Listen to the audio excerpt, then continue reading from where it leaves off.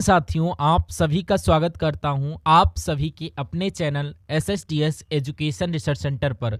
साथियों, आज की जो क्लास होने वाली है, हम लोग अगर परीक्षा की बात करें जो कि आपकी SSC GD 2025 यानी कि 4 फरवरी से जो आपकी परीक्षाएं आरंभ हैं, उस परीक्षा को अगर आप वाकई में क्रैक करना चाहते हैं तो आपके लिए एक ऐसा प्रश्न पत्र तैयार किया गया है जो आपके लिए सबसे इम्पोर्टेंट और अहम होने वाला है। यानी कि अगर आप अपनी परीक्षा को क्रैक करने के लिए कुछ भी पढ़ रहे हैं तो सब कुछ छोड़कर साथियों इस क्लास को सबसे पहले ले लीजिए, क्योंकि इसमें जो मैं आपको कंटेंट देने वाला हूं वो सबसे खास और सबसे शानदार कंटेंट होगा। तो साथियों, सबसे पहले हिंदी के मैंने बहुत इंपॉर्टेंट क्वेश्चन लिए हैं, संभावित क्वेश्चन है जो आपके डिक्टो एग्जाम में देखने को मिलेंगे। उसके बाद साथियों यहाँ पर हम लोग जीके के क्वेश्चन देखेंगे और रीजनिंग और मैथ देखेंगे। तो सब कुछ साथियों पूरे पेपर का हल हम लोग यहाँ पर देखेंगे। जैसा आपका फरवरी के शिफ्ट में पेपर आने वाला है तो क्लास आपकी स्टार्ट हो चुकी। पहला क्वेश्चन आपकी स्क्रीन पर, फटाफट आप लोग आंसर देते जाइए। देखिए यहाँ पर क्या बोला जा रहा है, क्वेश्चन आप लोग देखिए। फर्स्ट क्वेश्चन आपकी स्क्रीन पर कह रहा है कि सही वर्तनी वाले शब्द का चयन करिए, यानी कि वर्तनी आपको बताना है कौन से शब्द की वर्तनी सही है। मैं कहूंगा निरामिस की अगर बात करें तो यहाँ पर ये वर्तनी बिल्कुल आपकी राइट हो जाती है और यही करेक्ट आंसर। अगला देखिए, वर्तनी आपको बताना है यानी कि शुद्ध वर्तनी कौन से शब्द की लग रही। तो यहाँ पर हस्तांतरित कैसे लिखा जाता है, जैसे आपका साथियों ऑप्शन नंबर ए में लिखा हुआ है ऐसे आपका हस्तांतरित लिखा जाता है, जिनका आंसर ऑप्शन नंबर ए के साथ है, बिल्कुल करेक्ट आंसर आपका हो जाता है। उसके बाद देखिए, युद्ध करने की प्रबल इच्छा, इसके लिए एक शब्द आप लोग बता दीजिए, यानी कि इसको युयुत्सा बोला जाता है या दुर्जय बोला जाता है या अजातशत्रु बोला जाता है या युत्सु बोला जाता है।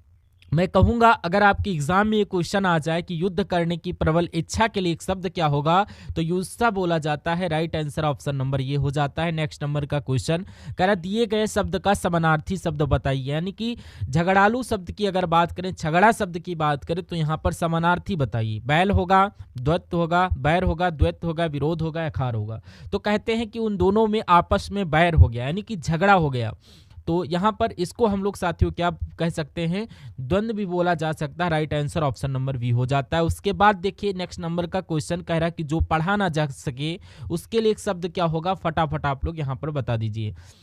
साथियों यहाँ पर अब आपका अंतिम समय है और आपके लिए SSC GD के परीक्षा अगर आप क्रैक करना चाहते हैं तो आपकी तैयारी थोड़ी कम है, अगर कम है या ठीक है तो मैं कहूँगा साथियों आप हमारे चैनल के जो आपके जो लेक्चर प्रोवाइड होते हैं डेली बेस पर, ये सारे के सारे लेक्चर आप लोग जरूर वॉच करिएगा। इसमें हिंदी, GK, GS और मैथ, रीजनिंग सारा का सारा आपको करवाया जाता है एक ही सेशन में, जो आपके एग्जाम में एक ही बार देखने को मिलेगा।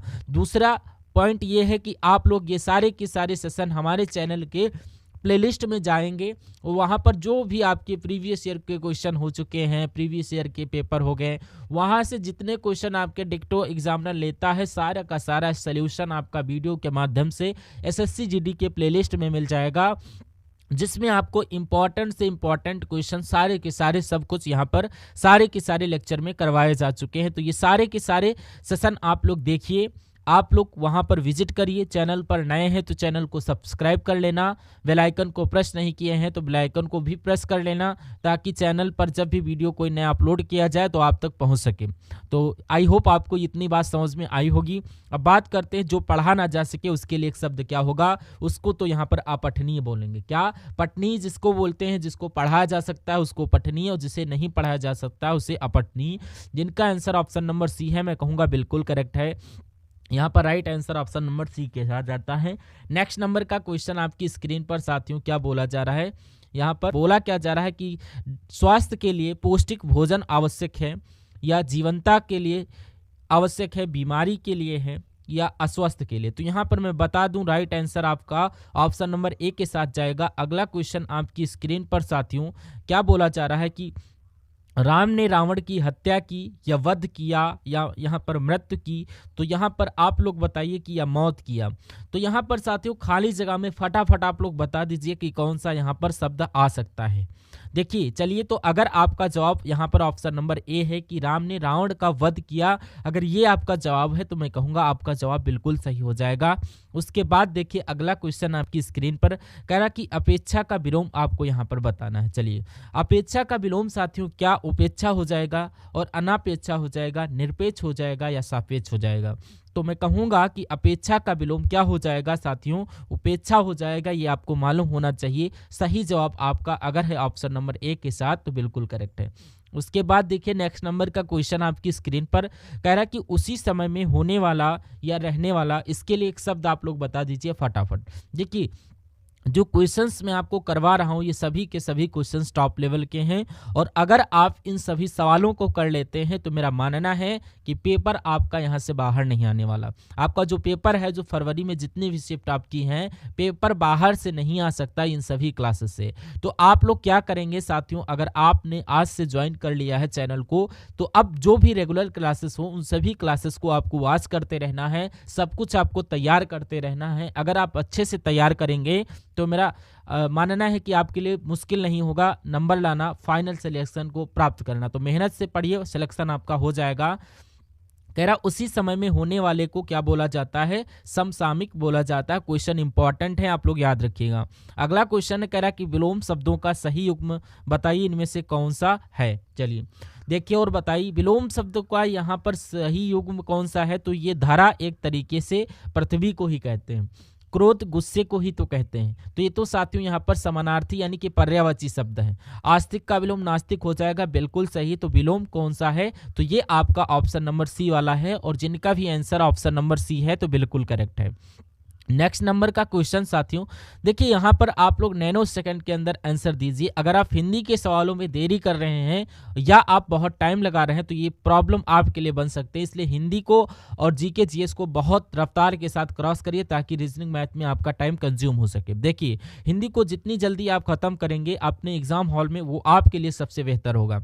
तो यहाँ पर आप लोग प्रैक्टिस कर लीजिए और चेक करते जाइए कि आपका स्कोर कितना बन रहा है, कितने क्वेश्चन यहाँ पर आपके बिल्कुल सही जा रहे हैं। कह रहा कि हम 10वीं कक्षा के छात्र आपको निवेदन करते हैं, यहाँ पर आपको बताना है कि आपको की जगह पर क्या आ जाएगा, मुझे बताइए फटाफट। देखिए आपको की जगह पर हम 10वीं के छात्र आ जाएगा, या दिक्कत कहाँ पर है, निवेदन करते हैं। देखिए यहाँ पर अगर आपसे बात करें कि हम 10वीं कक्षा के छात्र आपसे निवेदन करते हैं, तो यहाँ पर आपसे आना चाहिए। क्या आपसे आना चाहिए, आपसे कहाँ पर लिखा हुआ है, ऑप्शन नंबर डी में लिखा हुआ है, यही आपका राइट आंसर हो जाता है। बहुत बढ़िया, वेरी गुड क्लास। साथियों फूल झड़ने का मतलब क्या होता है, फूल झड़ने का मतलब एक मुहावरा है, और इस मुहावरे का मतलब आपसे पूछा जा रहा है। साथियों मैं आपसे रिक्वेस्ट करूंगा कि वीडियो को अभी तक आपने लाइक नहीं किया तो रिक्वेस्ट ये है कि वीडियो को आप लोग लाइक कर दीजिए, क्योंकि वीडियो को बनवाने में और पूरे यहाँ पर पूरा टाइम कंज्यूम हो जाता है। तो कम से कम क्वेश्चंस को छांटने में जितना टाइम लगता है वो आप ही समझ सकते हैं। आप लोग अगर लाइक कर देते हैं और जान लगाकर आपको पढ़ाया जाता है तो वीडियो को लाइक कर दीजिए, और चैनल पर नए हैं तो चैनल को तुरंत सब्सक्राइब कर लीजिए। अगर फाइनल सिलेक्शन आप लोग लेना चाहते हैं तो चैनल को सब्सक्राइब कर लीजिए। अब बात करते हैं सवाल की। कह रहा है कि फूल झड़ने का मतलब क्या, यानी कि यहाँ पर प्रिय वचन बोलना या पतझड़ होना या सुंदर लगना। मैं कहूंगा यहाँ पर सुंदर झड़ना, फूल झड़ना का मतलब प्रिय वचन बोलना, जिनका आंसर ऑप्शन नंबर है बिल्कुल करेक्ट। अगला देखिए, कह रहा है रिक्त स्थान की पूर्ति कीजिए। मित्रों ने अंकित का परिहास किया पर उसने बुरा नहीं माना, या मित्रों ने अंकित का उपहास किया लेकिन उसने बुरा नहीं माना, व्यंग्य किया या हास किया। मैं कहूँगा उपहास शब्द यहाँ पर आना चाहिए, और पूरा वाक्य आपका कैसे हो जाएगा कि मित्रों ने अंकित का उपहास किया पर उसने बुरा नहीं माना, ये आपका राइट आंसर हो जाएगा, और आपके एग्जाम में भी क्वेश्चन आएगा। अगला देखिए क्वेश्चन, अगला सवाल साथियों आपकी स्क्रीन पर है। कह रहा है कि आंख का मुझे समानार्थी शब्द बता दीजिए, यानी कि आंख को क्या वासव बोला जाएगा। मैं कहूँगा नहीं, आंख को धनुष भी नहीं कहा जाता, आंख को हाँक बोला, यानी कि यहाँ पर आपका द्रग लिखा जाएगा। यहाँ पर द्रग की जगह पर हग हो गया तो कोई दिक्कत नहीं, मैं आपको बता दिया। आंख का पर्यायवाची द्रग होता है साथियों। आंसर आपका सी मानना चाहिए, सी मान ले, पर मैंने आपको बताया वो भी आप लोग मान सकते हैं। उसके बाद देखिए कह रहा है कि चार भुजाओं वाले के लिए एक शब्द क्या हो सकता है, फटाफट आप लोग आंसर करके मुझे बता दीजिए। चतुर्दर्शी कहेंगे या चतुर्भुज कहेंगे या चतुरानन बोलेंगे या चौमुख बोलेंगे। राइट आंसर आप लोग बताइए। आप लोग चतुर्भुज बोला जाएगा, यानी कि 4 भुजाओं के लिए एक शब्द क्या हो जाएगा, चतुर्भुज हो जाएगा, जिनका भी आंसर ऑप्शन नंबर बी के साथ है। मैं कहूँगा आंसर आपका बिल्कुल करेक्ट है भाई, बहुत बढ़िया, वेरी गुड क्लास। अगला सवाल आपकी स्क्रीन पर साथियों कह रहा है कि सभा समाप्त होने के बाद अतिथि घर चली गई, यानी कि घर चली गई तो यहाँ पर क्या आना चाहिए, घर चली गई की जगह पर घर चलते आना चाहिए या चलते दिए, या फिर किसी बदलाव की आवश्यकता नहीं, या घर चलते गया या घर चले गए। तो यहाँ पर ये राइट आंसर होना चाहिए कि सभा समाप्त होने के बाद अतिथि घर चले गए, तो वाक्य ऐसे शुद्ध होगा। इस प्रकार जिनका आंसर ऑप्शन नंबर डी के साथ है तो बिल्कुल करेक्ट है। ऐसा एग्जाम आपके सवाल में क्वेश्चन आपको जरूर मिलेगा।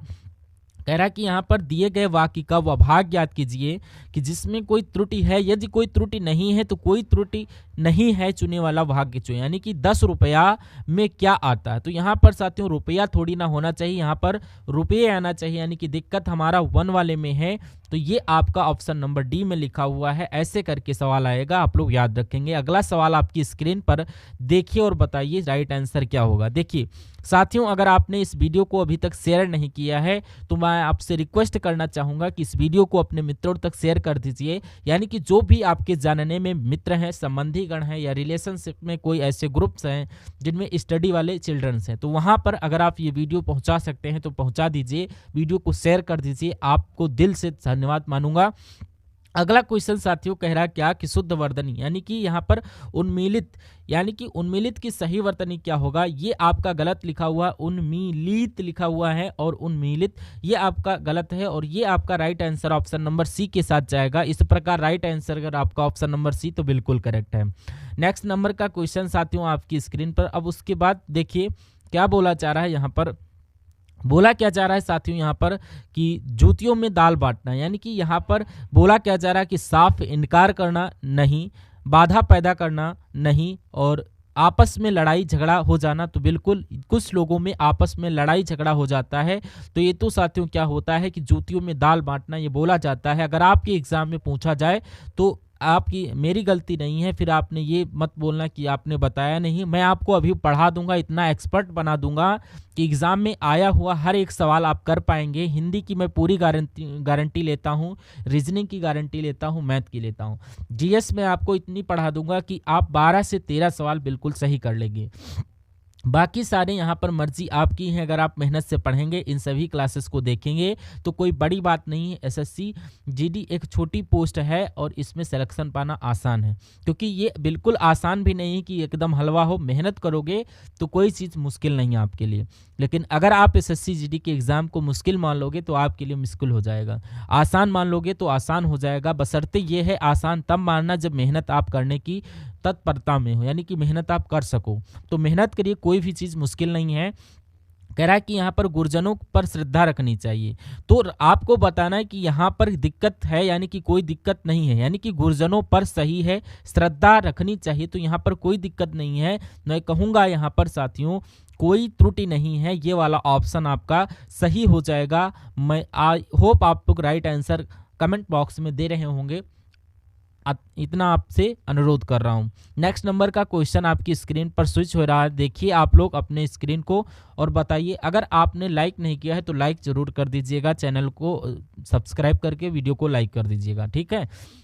अगला क्वेश्चन कह रहा है कि उसका स्वर अत्यंत कर्कश था, खाली जगह आपको बताना है। खाली जगह से संबंधित 2 सवाल हैं, यानी कि 4 नंबर के सवाल आएंगे खाली जगह से संबंधित। यानी कि उसका स्वर अत्यंत कर्कश था, या आपका कर्कश था, या कठिन था, या आपका यहाँ पर श्रेष्ठ था, या करसैला था। तो यहाँ पर कर्कश आ जाएगा खाली जगह में, यानी कि उसका स्वर अत्यंत कर्कश था, ये आपका राइट आंसर होना चाहिए। उसके बाद देखिए साथियों ये सवाल आपका यहाँ से लेकर यहाँ तक है, बाकी ये आपका निर्देश ऊपर दिया गया है। बोला क्या जा रहा है कि दिए गए रेखांकित शब्द को स्थापित करने के लिए, प्रतिस्थापित करने के लिए सबसे उपयुक्त विकल्प का चयन करिए। मेरा यह स्वभाव तुम्हारे हित का है, यहाँ पर आपको ये बताना है रेखांकित शब्द की जगह पर क्या आएगा।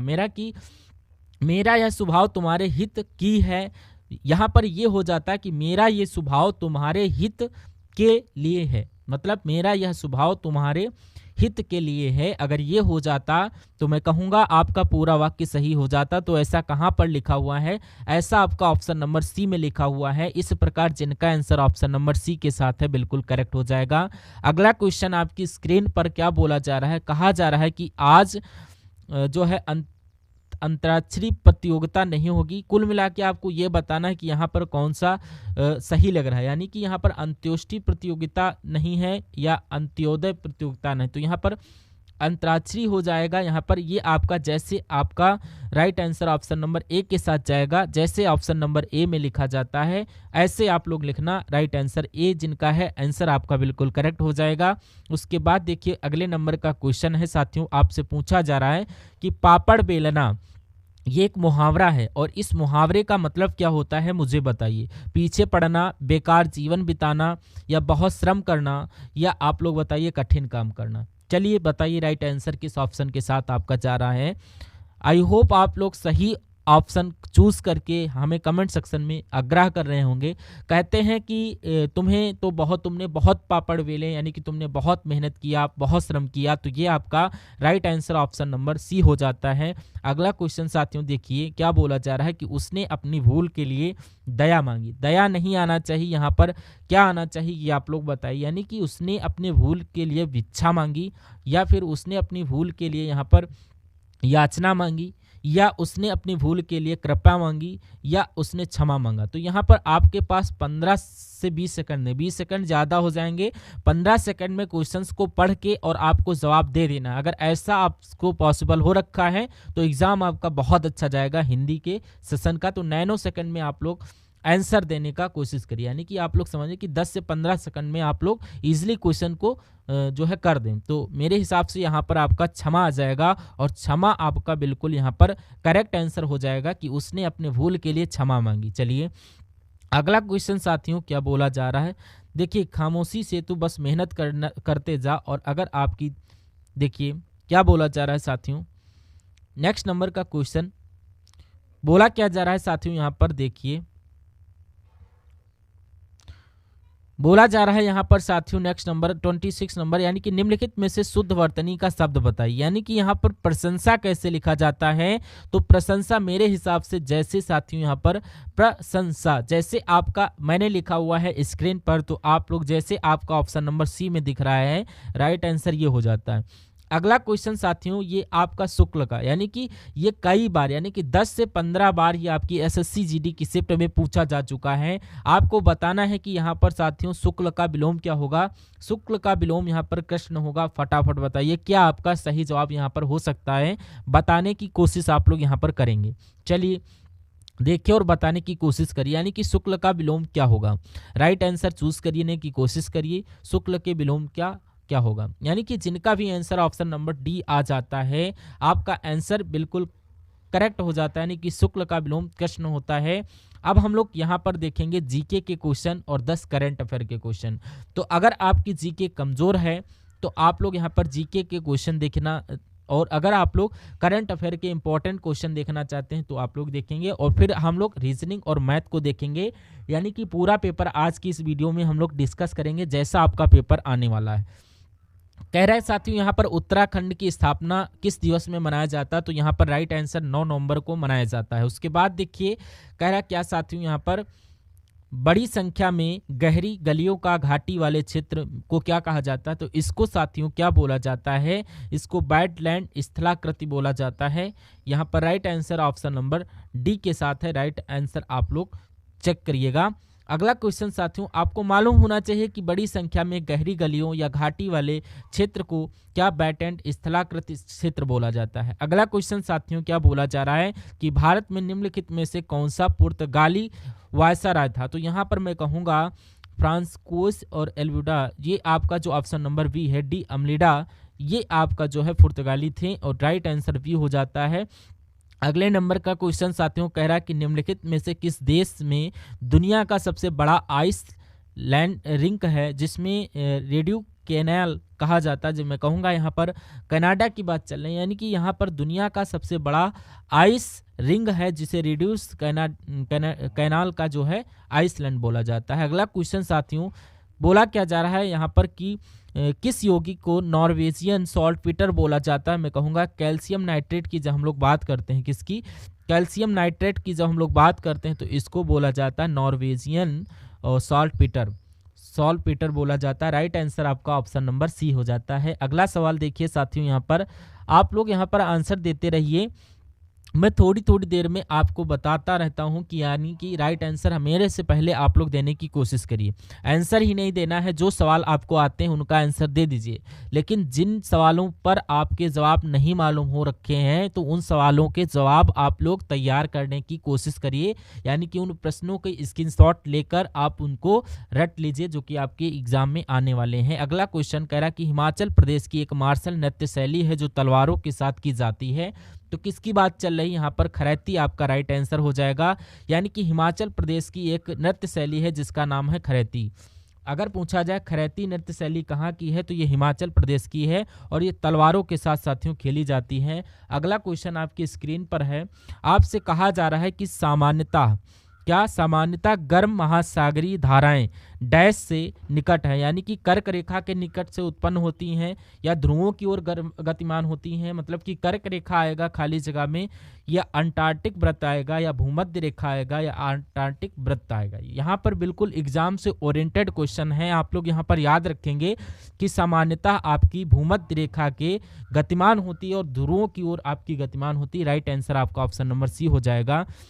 स्लोली आप लोग देखिए, यहाँ पर स्लोली नहीं हो सकता, क्योंकि मैं चाहता हूँ कि अगर आप यहाँ स्लो करते हैं तो एग्जाम में भी आप आंसर स्लो करेंगे। जब आप स्लो लगाएंगे तो प्रॉब्लम आपको हो रखी है कि आप लोग पढ़ने के लिए फिर क्वेश्चन दिक्कत रहेगी कि उनको आप छोड़ दोगे। तो आप अपने अगर पूरे साथियों अपना पूरा ध्यान अगर क्लास में है तो ये स्पीड आपके लिए बहुत अच्छी है, क्योंकि इसी स्पीड से आप पढ़ने की कोशिश करेंगे। तो भारत में कितने राज्यों की सीमा सिक्किम से जुड़ी है, तो भारत के कितने राज्यों की सीमा सिक्किम से जुड़ी है, मैं कहूँगा सिर्फ और सिर्फ एक आपका राइट आंसर हो जाएगा। अगला सवाल कह रहा कि अनुच्छेद 19 की जब हम बात करते हैं तो अनुच्छेद 19 के तहत गारंटीकृत सभी मौलिक अधिकार भारत के संविधान के किस अनुच्छेद के तहत स्वचालित रूप से निलंबित हो जाते हैं। तो किस अनुच्छेद की बात चली, अनुच्छेद 352 की बात चल रही है, ये आपको यहाँ पर मालूम होना चाहिए। अगला सवाल आपकी स्क्रीन पर है, क्या बोला जा रहा है यहाँ पर, इस सवाल को यहाँ पर देखिए और मुझे बता दीजिए कि राइट आंसर आपका किस ऑप्शन के साथ हो जाता है। चलिए देखिए और बताइए, राइट आंसर देने की कोशिश करिए। तो यहाँ पर अगर हम लोग बात करें कि अमूल, यानी कि अमूल गुजरात से दूध, या आपका मतलब कि एक सेकंड आप लोग रुकिए, क्या हो रखा है, अमूल गुजरात से दूध और दूध के उत्पादकों में सहकारी समितियों की सफलता की कहानी है जो देश में श्वेत क्रांति लाया है। ये क्वेश्चन आपका दे रखा है, इसको देखिए और राइट आंसर देने की कोशिश करिए। मैं आपको बता दूं तो इस सवाल की अगर हम लोग बात करते हैं, कह रहा है कि अमूल गुजरात से और दूध के उत्पादों में से सहकारी जो समितियों की सफलता की कहानियां जो देश में श्वेत क्रांति लाया, तो आपको खाली जगह में कौन सा शब्द आ सकता है ये बताना है फटाफट। गुजरात आएगा, कर्नाटक आएगा, दिल्ली आएगा या उत्तर प्रदेश। तो ये एग्जाम ओरिएंटेड क्वेश्चन है, यानी कि अमूल गुजरात से दूध और दूध के उत्पादों में सहकारी समिति की सफलता की कहानी है जो देश में श्वेत क्रांति लाया। अगला सवाल आपकी स्क्रीन पर। अब हम लोग यहाँ पर रीजनिंग के क्वेश्चन हम लोग देखने वाले हैं और मैथ के क्वेश्चन को देखने वाले हैं। थोड़ा सा धैर्य रखिए, थोड़ा सा आप लोग धैर्य उत्पन्न करने की कोशिश करिए। अगला क्वेश्चन कह रहा है कि ध्वनि जो कि एक यांत्रिक तरंग है निम्नलिखित में से किस माध्यम में यात्रा नहीं कर सकती। तो ध्वनि की अगर हम लोग बात करें तो ध्वनि ठोस में यात्रा करती है, यानी कि इस्पात में कर सकती है, हवा में भी कर सकती है, जल में भी कर सकती है, लेकिन निर्वात में भाई यात्रा नहीं करती। तो कुल मिला के अगर आपका जवाब है ऑप्शन नंबर डी के साथ तो आंसर आपका बिल्कुल करेक्ट हो जाएगा। नेक्स्ट नंबर का सवाल है आपकी स्क्रीन पर। बोला क्या जा रहा है, देखिए और बताइए कि वह राज्य जिसमें जून 2024 में बहन बेटी स्वावलंबन प्रोत्साहन योजना की शुरुआत की, तो किस राज्य की बात चल रही है यहाँ पर, झारखंड की बात चल रही है। झारखंड यहाँ पर जो होगा बिल्कुल करेक्ट आंसर हो जाता है। साथियों अभी मैं आपके लिए सोच रहा हूँ कि जीके की एक मैराथन लाऊं, यानी कि जीके की एक ऐसी मैराथन क्लास जिसमें आपको 500 MCQ मिले, यानी कि 500 ऐसे MCQ मिले जो कि आपके जो 20 क्वेश्चन जीएस के आएंगे, कहीं ना कहीं एक तरीके से 15 क्वेश्चन आएंगे, 15 क्वेश्चन जीके के आएंगे। कैसे, 5 क्वेश्चन करंट अफेयर के होंगे। और अगर मेरा मानना है कि 500 क्वेश्चन अगर मैं आपको पढ़ाऊंगा तो क्या इन 15 सवालों में से क्या 10 से 11 सवाल आपके नहीं फंस सकते? बिल्कुल फंसेंगे। तो ऐसे 500 सवाल होंगे जिसमें आपको 10 से 11 सवाल देखने को मिलेंगे और एक वीडियो में आपको दूंगा जो इंपॉर्टेंट करंट अफेयर का, उसको आप लोग देख लेना। जो भी आपके 4 से 5 करंट अफेयर से क्वेश्चन आएंगे उसी वीडियो में से आएंगे। तो इसलिए आप लोग थोड़ा सा धैर्य रखिए, चैनल को सब्सक्राइब कर लीजिए, बेल आइकन को क्लिक कर लीजिए। मेरा मानना है कि आप लोग ये वीडियो देख लेंगे और चैनल को सब्सक्राइब करके बेल आइकन को जरूर प्रेस कर लेना ताकि उस वीडियो का नोटिफिकेशन आपको प्राप्त हो जाए। वह राज्य जिसमें जून 2024 में बहन बेटी स्वावलंबन प्रोत्साहन योजना शुरू की, उस राज्य का नाम झारखंड। ऑप्शन आपका ऑप्शन नंबर सी के साथ। उसके बाद देखिए यहाँ पर कहा जा रहा है कि निम्नलिखित में से कौन सी श्रृंखला की पहली आधिकारिक भाषा है? तो किसकी बात चल रही यहाँ पर? आपका सिंहली राइट आंसर हो जाता है। जो श्रीलंका की पहली आधिकारिक भाषा की बात करूं तो सिंहली है। करंट अफेयर और आपको जीके के क्वेश्चन मिलेंगे। उसके बाद देखें कि लेक्टोमीटर, तो ये लेक्टोमीटर जो हाइड्रोमीटर जहाज़ों और पनडुब्बियों को आर्किमिडीज के सिद्धांत के आधार पर डिज़ाइन किया गया है या गुरुत्वाकर्षण के सिद्धांत पर डिज़ाइन किया है? मतलब खाली जगह में आपको बताना है कौन सा शब्द आपका आएगा। तो लेक्टोमीटर, हाइड्रोमीटर जहाज़ों और पनडुब्बियों को आर्किमिडीज के सिद्धांत पर के आधार पर डिजाइन किया गया है। सही जवाब आपका जो है आपका ऑप्शन नंबर ए हो जाएगा। उसके बाद देखिए अगला सवाल आपकी स्क्रीन पर कहा आपसे ये जा रहा है कि निम्नलिखित में से किसे प्राकृतिक संरक्षण के लिए अंतर्राष्ट्रीय संघ द्वारा तेजी से लुप्त प्राय प्रजातियों में से एक घोषित किया गया है? तो किसकी बात चल रही है यहाँ पर? जायंट अफ्रीकन सेल की बात चल रही है। तो यहाँ पर राइट आंसर एक के साथ जाएगा, यानी कि इसको लुप्त प्राय प्रजाति घोषित किया गया है। ये लुप्त हो रही धीरे धीरे, ये आपकी गायब हो रही। कह रहा कि यहाँ पर दारा सिंह अंततः उत्तराधिकारी के युद्ध में सामूगढ़ की लड़ाई में औरंगजेब से हार गया या मोहम्मद आजम से या शेर शाह या बैरम खां? तो जो दारा सिंह था ये औरंगजेब से हार गया था, यानी कि दारा सिंह और औरंगजेब के बीच में जो उत्तराधिकारी बीच युद्ध हुआ था, जो सामूगढ़ की लड़ाई, यानी कि इसमें औरंगजेब से हार गया था दारा सिंह को। उसके बाद देखिए साथियों अगला क्वेश्चन आपकी स्क्रीन पर, लाला लाजपत राय के जैन धर्म के एक सक्रिय सदस्य हैं। आपको कुल मिला के ये बताना है कि ये जैन धर्म से संबंधित है, इसके सदस्य थे, या बौद्ध धर्म से, या आर्य समाज से, या वैष्णव धर्म के सदस्य थे। तो क्या आपका यहाँ पर राइट आंसर हो सकता है? फटाफट आप लोग यहाँ पर बता दीजिए। क्वेश्चन को देखिए और फटाफट बताने की कोशिश करिए। चलिए यहाँ पर अगर हम लोग बात करते हैं आर्य समाज की, तो बिल्कुल ये आर्य समाज के सदस्य थे। कौन? लाला लाजपत राय। इसलिए सही जवाब जिनका जिनका ऑप्शन नंबर सी था तो बिल्कुल करेक्ट है। नेक्स्ट नंबर का क्वेश्चन साथियों क्या बोला जा रहा है? अगला क्वेश्चन कह रहा है कि प्लासी नाम का एक छोटा सा गांव जिसे प्लासी के युद्ध के लिए जाना जाता है, जो ईस्ट इंडिया कंपनी और नवाब सिराज उद्दौला के बीच लड़ा गया था, ये किस नदी के किनारे है? तो कौन सी नदी के किनारे है आपसे ये पूछा जा रहा है। फटाफट आप लोग यहाँ पर बताने की कोशिश करिए। ये हुगली नदी के किनारे है। किसके किनारे? आप लोग हुगली नदी के किनारे है। अगला क्वेश्चन कि प्लासी नाम का एक छोटा सा गांव जिसे प्लासी के युद्ध के नाम से जाना जाता है, जो ईस्ट इंडिया कंपनी और नवाब सिराज उद्दौला के बीच लड़ा गया था, तो ये हुगली नदी के किनारे है। ये आपको यहाँ पर मालूम होना चाहिए। आप अगला क्वेश्चन साथियों देखिए, नेक्स्ट नंबर का क्वेश्चन कह रहा कि जून 2024 में कौन ग्रीनेड के बेटर न्यूट्रिशन ब्रांड की एम्बेसडर था? ये आपका इंपॉर्टेंट करंट अफेयर के क्वेश्चन हो रखे हैं। अभी आप लोग देखिए राइट आंसर क्या होता है, बोला क्या जा रहा है यहाँ पर?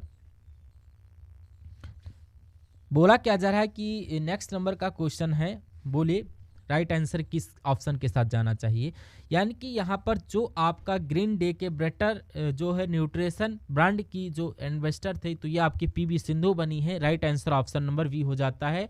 अगला क्वेश्चन आपकी स्क्रीन पर कह रहा है कि मधुमक्खियों और छत्तों का पालन और रख रखाव ये क्या कहलाता है? ये आपका फोरी कल्चर कहलाता है, एमपी कल्चर कहलाता है, सेरी कल्चर कहलाता है? आप लोग बताने की कोशिश करिए। तो यहाँ पर हम लोग बात करते हैं, सवाल बहुत अच्छा है। तो यहाँ पर मैं कहूँगा एपी कल्चर आपका राइट आंसर हो जाएगा। मधु के लिए मधुमक्खियाँ छत्तों का पालन और रख रखाव एक तरीके से एपी कल्चर कहलाता है। राइट आंसर जिनका ऑप्शन नंबर वी है बिल्कुल आपका करेक्ट हो जाता है। अगला क्वेश्चन है, अब हम लोग यहाँ पर बात करते हैं। अब आपके यहाँ रीजनिंग के क्वेश्चन स्टार्ट हो चुके हैं। कौन से क्वेश्चन साथियों, यहाँ पर रीजनिंग के क्वेश्चन आ चुके हैं और सभी के सभी रीजनिंग के बहुत शानदार यहाँ पर आपके लिए क्वेश्चंस लाया हूँ। तो चलिए, तो पहला क्वेश्चन आपके स्क्रीन पर इस सवाल को देखिए और मुझे बताइए कि आपका सही जवाब क्या हो सकता है, किस ऑप्शन के साथ जा सकता है। चलिए देखिए और सही जवाब बताने की कोशिश करिए। कह रहा कि दी गई सीट को मोड़कर एक घन बनाया जाता है और इस तरह निर्मित घन में इन निम्नलिखित में से कौन सा अक्षर युग्म विपरीत पृष्ठों में से होगा। अभी आपको ये क्वेश्चन जूम करके दिखाया गया है, आई होप आपको क्लियर होगा। अगर आपसे पूछा जाए कि ए का विपरीत क्या है, तो ए का विपरीत ई है, और एफ या डी का विपरीत पूछा जाए तो डी का विपरीत एफ है और एफ का विपरीत डी है। और अगर आपसे डी का विपरीत बी का विपरीत पूछा जाए तो सी हो जाता है। तो आपको ये बताना है कि निम्नलिखित में से कौन सा अक्षर युग्म विपरीत पृष्ठों पर होगा। तो विपरीत पृष्ठों पर अगर इसकी बात करें यहाँ पर डी और एफ की, तो डी ये है और एफ ये है, तो बिल्कुल विपरीत पृष्ठों पर है, यानी कि ये आंसर होगा, बिल्कुल करेक्ट हो जाता है। यानी कि बी और ई का विपरीत पृष्ठों पर है, बी और ई के विपरीत पृष्ठों में सी है, ना कि ये ई होगा, तो ये आंसर नहीं होगा।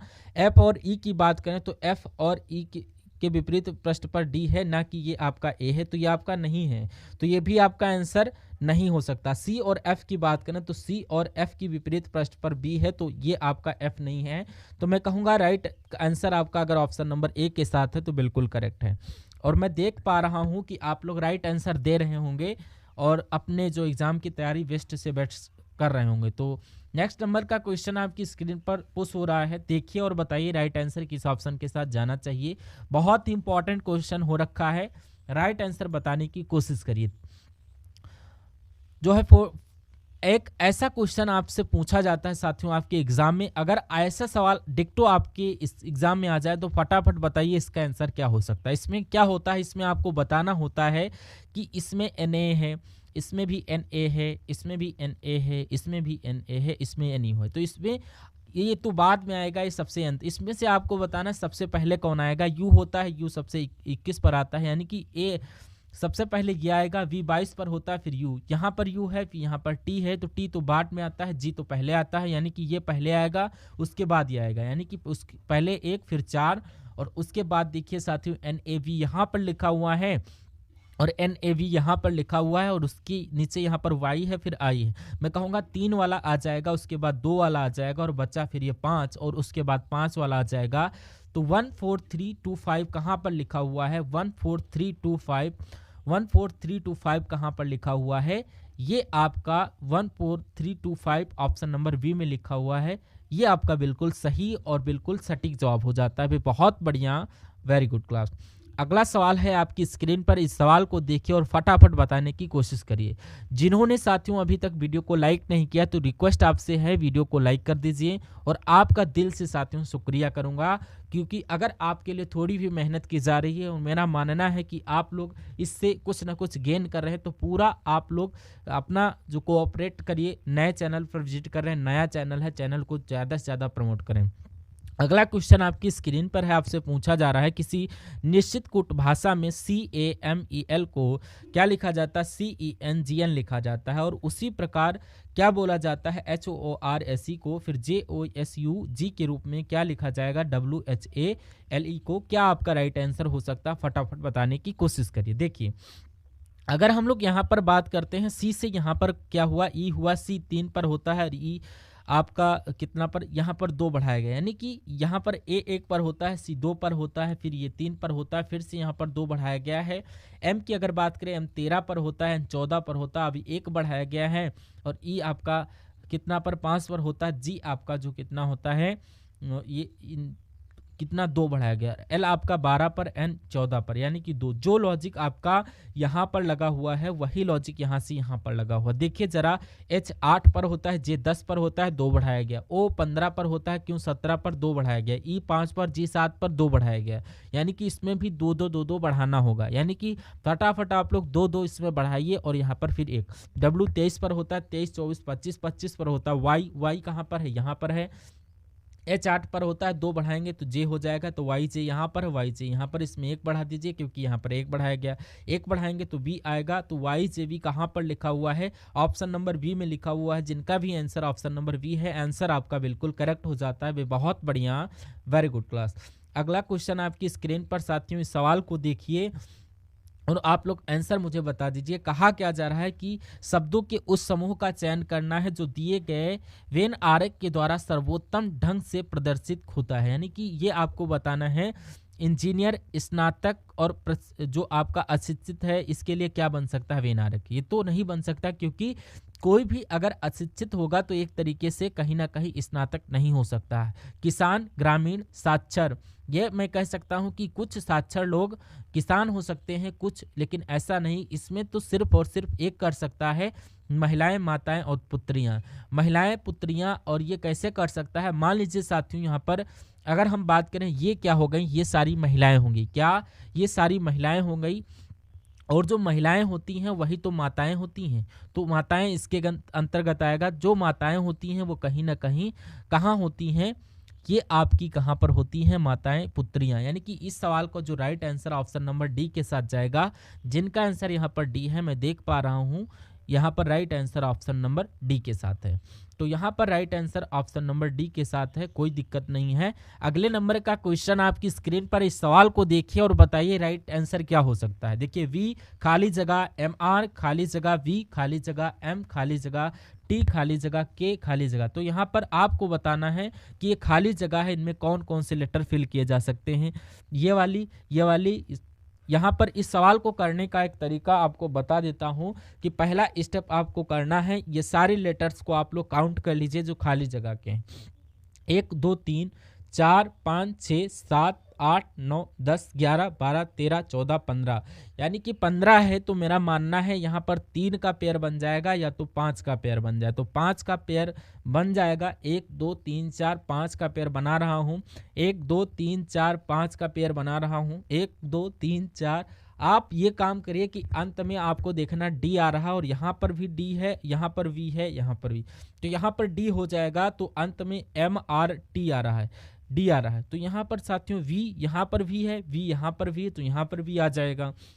अब अगर बात करें यहाँ पर, आप लोग देखिए कि वी के एम है, क्या वी के एम है? तो हम यहाँ पर बात करते हैं क्या कि वी के एम है, तो यहाँ पर वी है, फिर एम है, लेकिन के नहीं, तो यहाँ पर के आ जाएगा।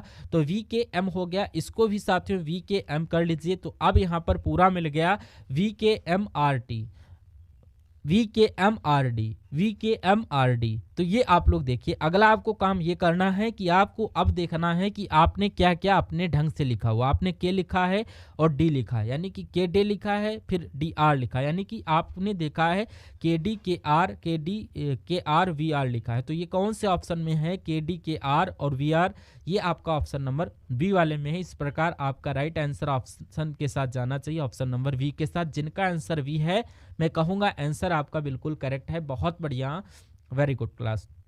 नेक्स्ट नंबर का क्वेश्चन है जो कि बहुत शानदार है। इस सवाल को देखिए साथियों और आप लोग मुझे आंसर बताने की कोशिश करिए। देखिए और बताइए राइट आंसर किस ऑप्शन के साथ जाना चाहिए। क्वेश्चन क्या कह रहा है यहाँ पर कि ए डी का पिता है। यहाँ पर अगर हम बात करें, क्या ये बहुत अच्छा क्वेश्चन है। कहा जा रहा है कि ए डी का पिता है। पूरा क्वेश्चन आपको नहीं पढ़ना है, आपसे जो जो कहा जा रहा है क्वेश्चन में आप वो करते रहिए। पूरा क्वेश्चन पढ़ेंगे तो कंफ्यूज हो सकते हैं। इसमें पहले स्टेप में बोला गया ए डी का पिता है, तो डी का पिता कौन है? ए है। तो मान लीजिए ये डी हो गया और डी का पिता ए हो गया। अब पिता के लिए प्लस लगा दो ताकि पता चल जाए कि ये ऊपर है, यानी कि ये माता और ये पिता होंगे। पिता है उसके लिए प्लस लगा दो, माता है तो माइनस, यानी कि डी का पिता ए हो गया। और सी और डी भाई, यानी कि सी और डी ये आपस में भाई भाई, कोई दिक्कत नहीं है। तो डी की यानी कि बी की माँ जी है, यानी कि अभी ये नहीं पता है, कोई दिक्कत नहीं, रुक जाओ। उसके बाद सी बी का भाई, यानी कि सी जो है ये बी का भाई है, सी ये बी का भाई है, तो ये कोई दिक्कत नहीं है। अब यहाँ से हम लोग कर सकते हैं कि बी की माँ जी है, यानी कि बी की माँ जी है। अब ये तीनों आपस में भाई भाई, यानी कि अब ये तीनों आपस में भाई भाई हैं। या हो सकता बहन हो, तो ये पिताजी हो गए और ये इसकी माताजी हो गई, तो ये दोनों आपस में पति पत्नी हो गए, ये पति देव हो गए और ये पत्नी। यानी कि ये सवाल में आपसे क्या पूछा जा रहा है कि जी ए से किस प्रकार संबंधित है। यानी कि हमेशा साथियों अगर आपको ऐसा क्वेश्चन देखने को मिलता है तो आपको जी ए से किस प्रकार संबंधित है ये आपको बताना है। तो सिंपल सा आपको ये दूसरा वाला होता है, पहला वाला ये, तो आपको देखना ये है कि ये क्या कहेगा इसको, ये क्या बोलेगा इसको। तो ये तो पति है, ये तो पत्नी है, तो ये इसको क्या बोलेगा, पत्नी कहेगा। तो पत्नी कहाँ पर लिखा हुआ है, ऑप्शन नंबर डी में लिखा हुआ है, क्योंकि बहुत सारे लोग यहाँ पर कंफ्यूज हो सकते हैं। क्या, क्योंकि जी ए से किस प्रकार संबंधित है, तो वो लोग ये मानते हैं क्या, तो वहां पर पति भी लिखा होता है तो वहां पर पति ऑप्शन लगा देते हैं, जो कि गलत हो जाता है। आपको दूसरा वाला देखना है कि दूसरा वाला क्या कहता है पहले वाले को। अगले नंबर का क्वेश्चन देखिए फटाफट और बताइए यहाँ पर राइट आंसर किस ऑप्शन के साथ जाना चाहिए।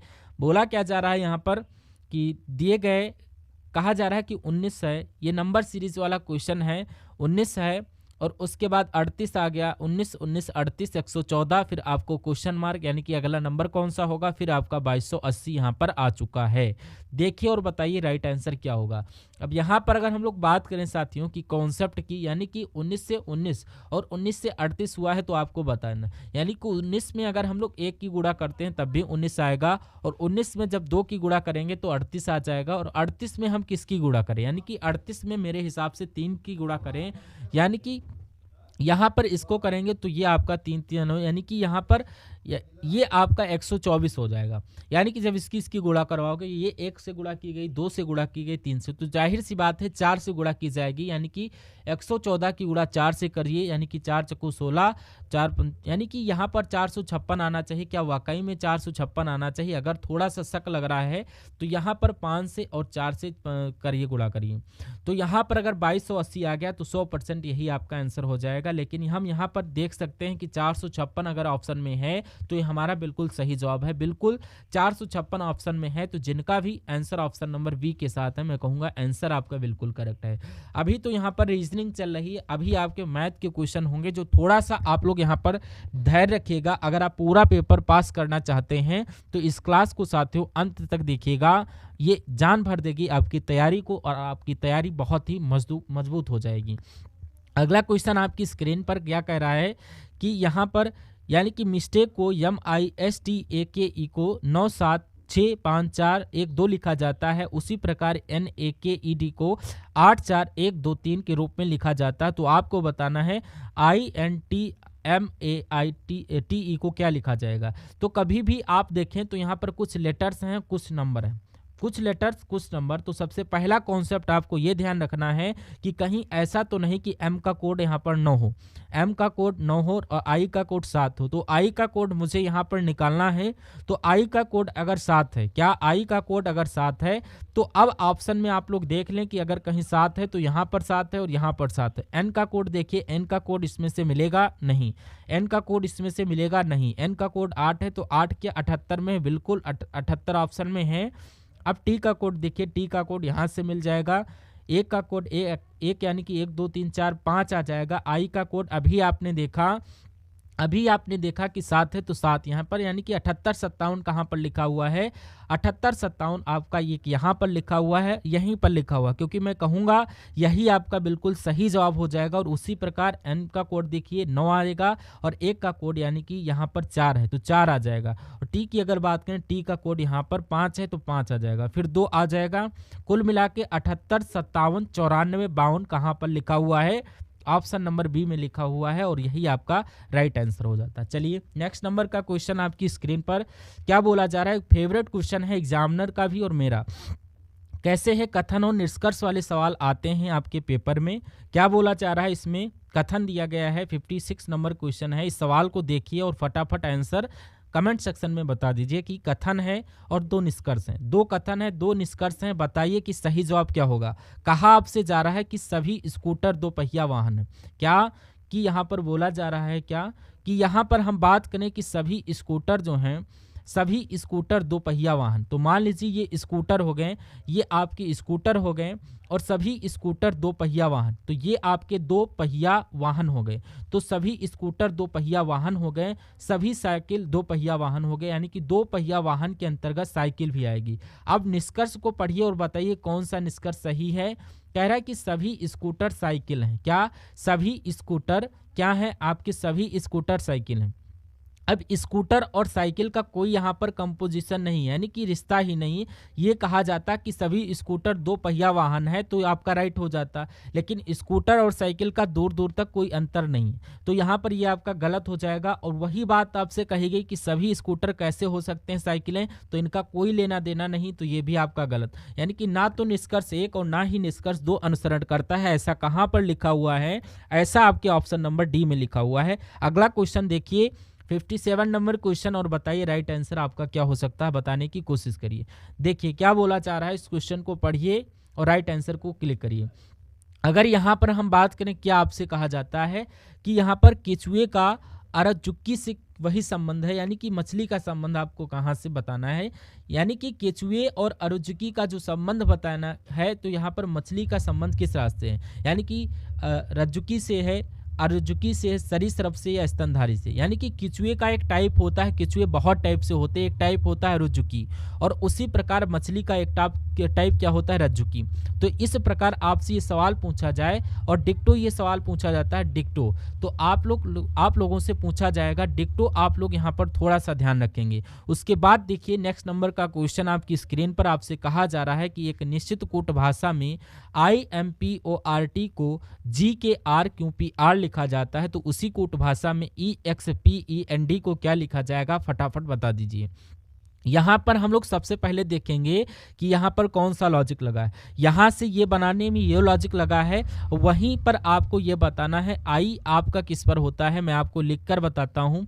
आई आपका कहाँ पर होता है? आई आपका 9 पर होता है, एम होता है 13 पर, पी होता है 16 पर, और ओ होता है 15 पर, आर होता है 18 पर, टी होता है 20 पर। इसको यहाँ पर लिख लेते हैं। अब जी होता है आपका 7 पर, के होता है 11 पर, आर 18 पर, के 17 पर, और ये आपका आर 18।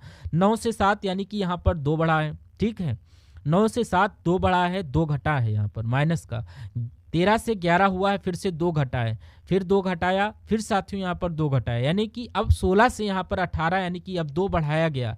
अब उसी प्रकार 15 से यहाँ पर 17, यानी कि फिर से यहाँ पर 2 बढ़ाया गया, यानी कि 2 घटाया, 2 घटाया, 2 बढ़ाया, 2 बढ़ाया, और 18 से 16 और 20 से 16, यानी कि फिर से 2 घटा दिया। तो जो लॉजिक यहाँ पर है, क्या वही लॉजिक यहाँ पर लगेगा? ट्राई करने की कोशिश हम लोग करते हैं। यानी कि 2 घटाया है, तो यहाँ पर ई में जब 2 घटाओगे तो यहाँ पर सी आ जाएगा, और सी कहाँ पर है? सी आपका ऑप्शन नंबर बी में है और डी में है। एक्स में 2 घटाओगे तो वी आएगा, वी आपका ऑप्शन नंबर बी में है और एक आपका डी में। अब इसमें 2 बढ़ाना है आपका, वी में जब 2 बढ़ाओगे आर हो जाएगा, आर आपका ऑप्शन नंबर डी में है, और ई में 2 बढ़ाओगे जी हो जाएगा, इसमें 2 घटाओगे एल हो जाएगा, और डी में 2 घटाओगे वी, यानी कि फाइनली आंसर हमारा ऑप्शन नंबर डी के साथ जाएगा। ऑप्शन नंबर डी आपका बिल्कुल करेक्ट आंसर हो जाता है। अगला क्वेश्चन देखिए, बहुत अच्छा क्वेश्चन है। क्या बोला चाह रहा है? एक कॉन्सेप्चुअल क्वेश्चन है, देखिए और बताइए आपका राइट आंसर किस ऑप्शन के साथ जा सकता है। सवाल में सबसे पहले पढ़िए कि आखिर सवाल में पूछा क्या जा रहा है, कहा क्या जा रहा है, पढ़िए और बताइए। सवाल में आपसे बोला जा रहा है कि डिलीवरी बॉय हैं 6, क्या? यानी कि 6 डिलीवरी बॉय हैं जिनके नाम है U, V, W, X, Y और जेड, और एक स्टॉक रूम से अपना सामान लेने के लिए एक कंपनी में एक के बाद एक खड़े हैं, और यहाँ से एक वास्तविक क्वेश्चन आपका स्टार्ट होता है। यानी कि जेड डब्ल्यू के ठीक बगल में है, पंक्ति में दोनों छोरों पर जेड और वाई हैं, और डब्ल्यू जेड और वी के बीच में है, एक्स के ठीक बगल में यू है, और एक्स और वाई एक्स के ठीक दाएं बगल में है। तो कौन सा डिलीवरी बॉय दाएं ओर से चौथे स्थान पर है? कुल मिला के 6 डिलीवरी बॉय हैं। सबसे पहले बनाते हैं 1, 2, 3, 4 और 5, ये 6 डिलीवरी बॉय हो गए। पहली बात यह है कि जेड डब्ल्यू के ठीक बगल में है, तो हम कहीं पर भी कुछ बना सकते हैं। यानी कि डब्ल्यू के ठीक बाएं, यानी कि डब्ल्यू के ठीक बाएं यहाँ पर बना देते हैं, तो डब्ल्यू के ठीक बाएं ठीक बगल में कौन है, जेड है, तो यानी कि जेड यहाँ पर आएगा। और उसके बाद कह रहा कि पंक्ति में दोनों छोरों पर जेड और वाई है, यानी कि जेड अगर यहाँ पर बना देते हैं और वाई यहाँ पर बना दे तो कोई दिक्कत है, क्योंकि अंतिम छोरों पर ये बोला जाता है, यानी कि मान लीजिए जेड यहाँ पर है, डब्ल्यू यहाँ होगा, वाई आपका यहाँ होगा। उसके बाद कह रहा है कि डब्ल्यू जो है ये जेड और वी के ठीक बीच में है, जेड आपका यहाँ पर आ गया, वी आपका यहाँ आएगा, यानी कि डब्ल्यू और जेड वी के बीच में ऐसा आपका बोला गया है। मैं नहीं कह रहा हूँ, यहाँ पर क्वेश्चन जो कह रहा हूँ वो बता रहा हूँ। यानी कि कह रहा है एक्स के ठीक बाएं बगल में यू बैठा है, यानी कि दो जगह बची हुई हैं और इन्हीं दो के बीच में बैठाना होगा एक्स और यू को। यानी कि ठीक एक्स के बाएं कौन बैठा है, यू बैठा है, यानी कि एक्स यहाँ पर, यू यहाँ पर बैठा गया बाएं इसके, यानी कि एक्स के ठीक दाएं कौन है, वाई है। ये बात भी बिल्कुल करेक्ट है। अब कह रहा कौन सा डिलीवरी बॉय बाएं ओर से चौथा, यानी कि 1 2 3 4 बाएं ओर से चौथा आपका वी हो जाता है। कौन सा, बाएं ओर से आपका चौथा वी हो जाता है। एक तरीके से क्वेश्चन को देख लीजिए, कौन सा है, बाएं से निम्नलिखित में से कौन सा डिलीवरी बॉय बाएं दाईं ओर से चौथा, यानी कि बाएं दाईं ओर से चौथा है, बाएं दाईं ओर से चौथा है। ये क्वेश्चन थोड़ा देखिए, अब यहाँ पर दाईं ओर से चौथा है तो ये आपका यही होगा, यानी कि आपका सही जवाब ऑप्शन नंबर बी हो जाएगा, यानी कि बी आपका राइट आंसर हो जाता है। अगला क्वेश्चन देखिए आपकी स्क्रीन पर, इस सवाल को देखिए और नंबर सीरीज वाला क्वेश्चन है। क्या बोला जा रहा है, 60 नंबर क्वेश्चन है, नंबर सीरीज का क्वेश्चन है। आपसे कहा जा रहा है कि 2 है, फिर उसके बाद 3 है, फिर उसके बाद 10 है, फिर उसके बाद 39 है और उसके बाद 172 ला दिया गया। आपको बताना है अगला नंबर कौन सा होगा, उसके बाद 5346 ही होना चाहिए। तो आखिर इसमें ये सवाल कैसे हो सकता है, बस इतनी सी बात आपको यहाँ पर बता देना है। और बता दीजिए यहाँ पर आप लोगों के लिए बहुत आसान साथियों क्वेश्चन होगा। देखिए अब ये तो मैं बता सकता हूं कि 2 से 3 हुआ यानी कि 1 बढ़ाया गया है, 3 से 10 हुआ यानी कि 7 बढ़ाया गया है और 10 से 30 हुआ 39 हुआ यानी कि 29 बढ़ाया गया। कोई लॉजिक नहीं है। दूसरा कॉन्सेप्ट लगाकर देखिए, यहाँ पर दूसरा कॉन्सेप्ट यहाँ पर हम लोग क्या करते हैं, लगाकर देखते हैं। अगर हम लोग यहाँ पर बात करते हैं क्या, देखिए इसको देखकर मुझे एक चीज याद आ रखी है कि अगर हम लोग 3 की गुणा कर दें 2 से, यानी कि 3 दूना 6 हो जाएगा, बचेगा 4 और ये 2 का स्क्वायर कर दें, यानी कि 2 का स्क्वायर 4 ही तो होता है, 2 का स्क्वायर 4, तो ये वही प्लस हो जाएगा, यानी कि 3 से 10, यानी कि ये आपका उसी प्रकार 2 से गुणा हम लोग 2 की गुणा 1 से कर दे और 1 का स्क्वायर करके जोड़ दें तो ये 3 ही तो हो जाएगा। और उसी प्रकार अगर हम लोग 10 की गुणा 3 से करें और 10 तियां कितना हो जाएगा, 30 हो जाएगा और यहाँ पर जोड़ दें 3 का स्क्वायर, यानी कि 3 का स्क्वायर 9, तो 10 से 39 हो जाएगा। उसी प्रकार अगर 4 से इसकी गुणा करें 39 चौकू कितना होता है, आप लोग देखिए 4 9 ये 36 और 4 3 12, 4 3 12 और ये आपका 12 13 14 15। एक सेकंड देखिए क्वेश्चन को, ये आपका हो जाएगा 39 की 4 से गुणा करना है तो 9 चौक 36 और 9 चौक 36, 4 3 12 और आपका 15। यहाँ पर अब आपका 4 का स्क्वायर प्लस करना है, यानी कि 4 का स्क्वायर 16 होता है, 156 और 16 कितना हो जाएगा, मैं कहूँगा यहाँ पर 172। बिल्कुल आपका 172 आएगा, यानी कि मेरा मानना है 172 की गुणा 5 से हो गई। क्यों, क्योंकि पहले 2 की गुणा 1 से की गई, फिर 2 से की गई, फिर 3 से की गई, फिर 4 से की गई, अब 5 से करेंगे तो यहाँ पर फिर 5 का स्क्वायर जोड़ दें, यानी कि ये वाला नंबर हमें मालूम पड़ जाएगा। पहले तो 172 की गुणा 5 से करिए, यानी कि 5 दूना 10 हो जाएगा, 5 से 35, 1 36, 5 कम 5 और 1 8 आ जाएगा। अब 5 का स्क्वायर 25, अब इसमें जोड़ देना, यानी कि 5 आ गया, 8 आ गया, यानी कि 885 मेरे हिसाब से यहाँ पर आ जाएगा। एक बार देखकर मुझे बताइए कि ऑप्शन नंबर ये 885 है, बिल्कुल आपका ऑप्शन नंबर बी में हो रखा है। जिनका भी आंसर ऑप्शन नंबर बी में है तो बिल्कुल करेक्ट है, ठीक है, जिनका आंसर ऑप्शन नंबर बी में है बिल्कुल करेक्ट है। उसके बाद देख लेते हैं साथियों, नेक्स्ट नंबर का क्वेश्चन है, इसको मैं थोड़ा सा जूम कर देता हूं ताकि आपको अच्छी प्रकार से देखने को प्राप्त हो। यानी कि अगर भी आपको अभी कोई प्रॉब्लम हो रखी है उसका भी इलाज मेरे पास है, आपको कोई दिक्कत नहीं होना चाहिए। ये क्या है, ये साथियों ये क्या है, ये एक कागज का टुकड़ा है। क्या है, एक कागज का टुकड़ा है और इसके 2 पार्ट किए जाते हैं, यानी कि ये पहला वाला पार्ट है, इसको फोल्ड करके इसके ऊपर ला दिया जाता है। तो अब आपके पास इन कागज का टुकड़ा ऐसा आएगा, ये डबल कागज का टुकड़ा है क्योंकि ये वाला पार्ट इसके ऊपर है। अब इसको यहाँ से फोल्ड किया जाता है और ये वाला पार्ट इसके ऊपर ला दिया जाता है, तो आपके पास एक ऐसा कागज का टुकड़ा आ जाता है। अब एक बच्चा आता है और इसमें कैंची से 2 होल करता है, एक होल यहाँ पर करता है, एक होल यहाँ पर करता है। और एक बड़ा आदमी आता है, जब वो आता है वो ये काम करता है कि इसको ओपन करता है, यानी कि जब ये वाला पार्ट ओपन करेगा तो यहाँ पर आएगा। अब 2 और 6 यहाँ पर जो बने हुए हैं ये यहाँ पर भी बनेंगे, 2 छेद जो आपके बने हुए हैं, एक यहाँ और यहाँ। जब उसको खोला जाएगा दूसरे नंबर वाला तो एक छेद यहाँ पर आएगा, एक छेद यहाँ पर आएगा, और एक आपका यहाँ पर और एक यहाँ पर। तो इसको ओपन होने पर ये कैसा दिखेगा, ये कहाँ पर दिख रहा है, ये यहाँ पर भी नहीं दिख रहा है, यहाँ पर ये आपका दिख रहा है सिर्फ और सिर्फ ऑप्शन नंबर डी वाले नंबर में। तो इस प्रकार जिनका भी आंसर ऑप्शन नंबर डी था, मैं कहूँगा आंसर आपका बिल्कुल करेक्ट है। सभी के समझ में आया, और जिनके जिनके समझ में आया ठीक है, मैं कहूँगा आपको बहुत अच्छी तरीके से आपके समझ में आया होगा। बहुत अच्छी बात है, बहुत बढ़िया, वेरी गुड क्लास। अगला क्वेश्चन आप लोग देखिए आपकी स्क्रीन पर। अब तो यहाँ पर आपके जो है मैथ के क्वेश्चन स्टार्ट हो चुके हैं। मैथ जिनकी कमज़ोर है, यानी कि मैं कहूँगा इस क्लास को देखिएगा, जितने चुनिंदा क्वेश्चंस लिए हैं इन सभी क्वेश्चंस को आप लोग देखिएगा, आपके बहुत सारे कंक्लूजन यहाँ से दूर हो जाएंगे। क्या कंक्लूजन यहाँ पर आपके दूर होंगे। चलिए, कोई प्रॉब्लम नहीं है, कोई प्रॉब्लम नहीं हो रखी है। क्वेश्चन को देखिए और पढ़िए। क्या बोला जा रहा है कि राधा को 26 किलोमीटर की चाल से चलने पर, यानी कि राधा को 26 किलोमीटर की चाल चलने पर 2950 किलोमीटर की दूरी चलने में कितने मिनट लगेंगे, बस ये आपसे यहाँ पर पूछा जा रहा है। देखिए और फटाफट आप लोग यहाँ पर बताइए राइट आंसर यहाँ पर क्या हो जाएगा। देखिए बहुत ध्यान से क्वेश्चन को। अब यहाँ पर अगर हम लोग बात करें राधा की, तो यहाँ पर आपका किसमें मिनट में निकाला गया आंसर।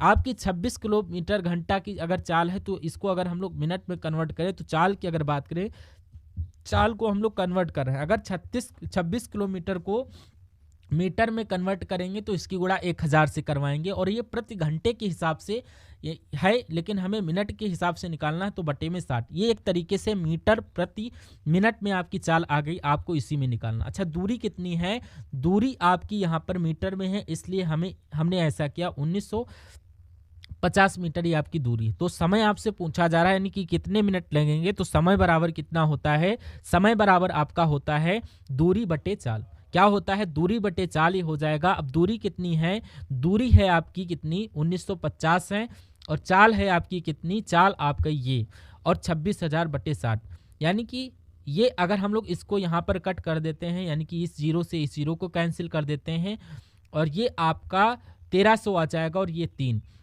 ये चीज़ हम लोग यहाँ पर लिख देते हैं, यानी कि 1300 बटे 2। अब इसकी नीचे है तो इसकी गुणा ऊपर हो जाएगी, यानी कि ये चीज़ ऊपर आ जाएगी। इसको मैं यहाँ पर इरेज कर देता हूँ। अब इसको कैलकुलेट करिए और आपका समय निकल कर आएगा कि ये जीरो से ये जीरो कैंसिल हो जाएगा, और ये आपका यहाँ पर कितना आ जाएगा 3। यहाँ पर ये कितना आएगा, ये 3 है साथियों। एक सेकंड, इसको थोड़ा सा सॉफ्ट लिख देता हूँ, गुणे में 3, यानी कि ये आपका गुणा 3 आ गया, और ये जीरो से ये जीरो कैंसिल हो चुका है। चलिए अब हम लोग यहाँ पर बात करते हैं, इसको और कट करते हैं 5 से, तो यहाँ पर 5 दूना 10 और 5 छंग 30, यानी कि यहाँ पर 5 तिया 15 और 5 मतलब ये 45 गुणा 3, यानी कि 39 तियाँ कितना हो जाएगा, 39 तियाँ 9 तियाँ 27 और 3 तियाँ 9 11, यानी कि समय आपका आ जाएगा कितना, समय आपका 117 बटे 26 निकल रहा है, 117 बटे 26। और इसको क्या करें, ये आपको मालूम होना चाहिए। इतनी बात अगर क्लियर है तो मैं कहूँगा बिल्कुल सही है। और अब देखिए उसके बाद 13 दूना होता है 26 और 13 नौवा होता है 117, यानी कि 9 बटे 4 मिनट आया है। 9 बटे 4 क्या बन जाएगा, एक तरीके से बात करूं अगर तो 2 से कट करते हैं, 2 चक्कू 8 हो जाएगा, एक बचा एक यहाँ पर, यानी कि 4 सही 1/2 मिनट, यानी कि बोले तो 4.5 मिनट आपका आंसर हो जाएगा। लेकिन 4.5 मिनट यहाँ पर कहीं नहीं लिखा हुआ है, तो हो सकता है ये आपका 4.5, क्योंकि ये आपका टाइपिंग मिस्टेक हो रखा है। तो कुल मिला के आपका कितने मिनट लगेंगे, 4.5 मिनट लगेंगे, और ये आपका बिल्कुल करेक्ट आंसर हो जाएगा, और ये कॉन्सेप्ट आपके एग्जाम में पूछा जाएगा। नेक्स्ट नंबर का क्वेश्चन आपकी स्क्रीन पर क्या बोला जा रहा है। अगला क्वेश्चन है, बहुत शानदार क्वेश्चन है, आपकी स्क्रीन पर आ चुका है। इस सवाल को देखिए और मुझे बताइए कि आपका राइट आंसर किस ऑप्शन के साथ जा सकता है। देखिए सवाल में आपसे बोला जा रहा है कि 2 व्यक्ति हैं, एक का नाम पी है और एक का नाम क्यू है, और इनकी आयु का अनुपात 5:7 है। ठीक है, यानी कि अगर पी की आयु यानी कि 5 है पी की आयु, तो यहाँ पर क्यू की आयु 7 है। तो उसके बाद कह रहा है कि 2 यानी कि 8 वर्ष पहले पी और क्यू की आयु का अनुपात 7:13 था। तो पी और क्यू की वर्तमान आयु के बारे में आपसे यहाँ पर पूछा जा रहा है। बताइए।